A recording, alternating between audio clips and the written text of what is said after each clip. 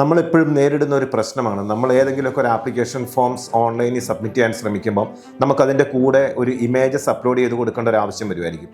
അപ്പം നമ്മൾ ഏതെങ്കിലും ഒരു ഹ്യൂജ് അല്ലെ ഒരു വലിയൊരു ഫയൽ അല്ലെ ഒരു ഇമേജ് അപ്ലോഡ് ചെയ്യുമ്പോഴത്തേക്ക് അത് 1 MB താഴെ സൈസ് വേണം, അല്ലെ റെഡ്യൂസ് ചെയ്യണം, അങ്ങനെയുള്ളത് അപ്ലോഡ് ചെയ്യാൻ അവർ സമ്മതിക്കാറുണ്ട്. അപ്പം നമ്മൾ എന്താ ചെയ്യാറ്? സാറിന് ഏതെങ്കിലുമൊക്കെ ആപ്പ് ഉപയോഗിച്ചിട്ട് നമ്മളത് റെഡ്യൂസ് ചെയ്യാൻ ശ്രമിക്കും, ഇല്ലെങ്കിൽ നമ്മൾ ഏതെങ്കിലും ഓൺലൈൻ പ്ലാറ്റ്ഫോമുകൾ ഉപയോഗിക്കും. അപ്പം നമുക്ക് അവിടെ ഒരു പേടി വരും, നമ്മൾ ഏതെങ്കിലും ആരുടെയെങ്കിലുമൊക്കെ വെബ്സൈറ്റുകളിലേക്ക് നമ്മുടെ ഫയൽസ് അപ്ലോഡ് ചെയ്ത് കൊടുത്ത് റെഡ്യൂസ് ചെയ്തെടുക്കുന്നതിന്.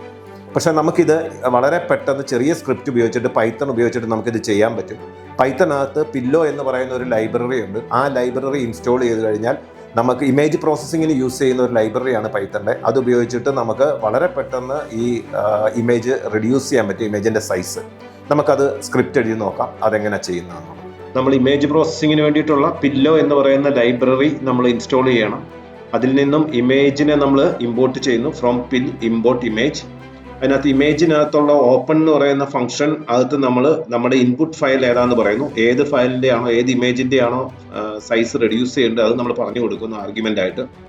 പിന്നെ അവിടെ സേവ് എന്ന് പറയുന്ന ഫംഗ്ഷൻ കോൾ ചെയ്ത് ഫസ്റ്റ് ആർഗ്യുമെൻ്റ് ആയിട്ട് നമുക്ക് നമ്മുടെ ഔട്ട്പുട്ട് ആയിട്ട് കിട്ടേണ്ട file name, second argument quality equal to 70, third argument optimise equal to true എന്ന് പറയുമ്പം ഈ ആർഗ്യുമെന്റ്സ് കൊടുക്കുമ്പോൾ നമുക്ക് 1 MB താഴെ ഫയൽ സൈസ് ആയിട്ട് നമുക്ക് കംപ്രസ് ചെയ്ത് നമുക്ക് ഈ ഔട്ട്പുട്ട് ഡോട്ട് JPG കിട്ടും.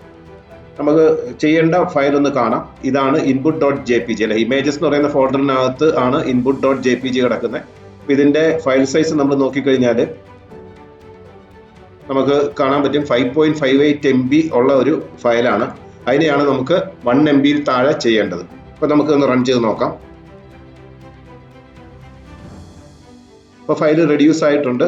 ഇവിടെ പുതിയൊരു ഫയൽ ക്രിയേറ്റ് ആയത് നിങ്ങൾക്ക് കാണാം. അപ്പോൾ നമ്മൾ ഇതിന്റെ ഫയൽ സൈസ് നോക്കുകയാണെങ്കിൽ നമുക്ക് കാണാം 647 KB ആയിട്ട് കുറഞ്ഞു. അതായത് 5.58 MB ഉണ്ടായിരുന്ന ഇൻപുട്ട് ഫയലിനെ നമ്മൾ 647 KB സൈസിലേക്ക് റെഡ്യൂസ് ചെയ്തു. അതാണ് നമുക്ക് കാണുന്നത്.